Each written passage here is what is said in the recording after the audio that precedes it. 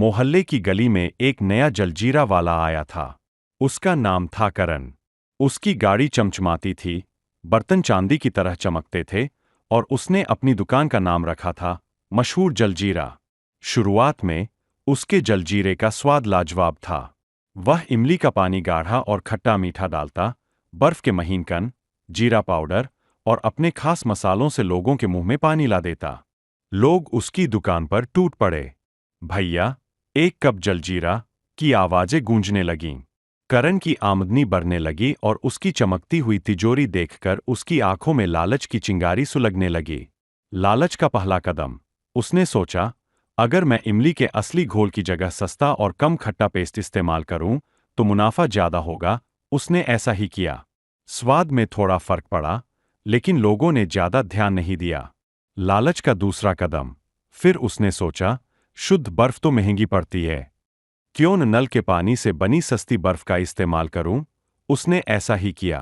कभी कभी ग्राहकों के पेट में हल्का दर्द होता, लेकिन करण उसे मौसम का असर बताकर टाल देता। लालच का तीसरा और सबसे बड़ा कदम। अब उसकी नज़र उस खास मसाले पर पड़ी, जिसे वह हाथ से पीस कर डालता था। उस मसाले में काला नमक, जीरा, काली मिर्च, पुदीना और उसकी दादी का बताया एक छोटा सा गुप्त मसाला होता था। उसने सोचा, इसे हाथ से पीसने में क्या रखा है? मैं तो बाजार से सस्ता, पहले से पिसा हुआ और हल्का फीका मसाला ले आता हूं। समय भी बचेगा और पैसा भी। उसने वही किया। अब उसका जलजीरा बिल्कुल फीका, बेस्वाद और साधारण हो गया। वह स्वाद गायब हो गया जो लोगों को खींच कर लाता था।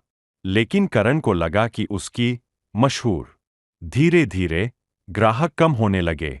लोग शिकायत करते, भैया, आजकल जलजीरा वैसा नहीं रहा, पहले जैसा स्वाद नहीं है।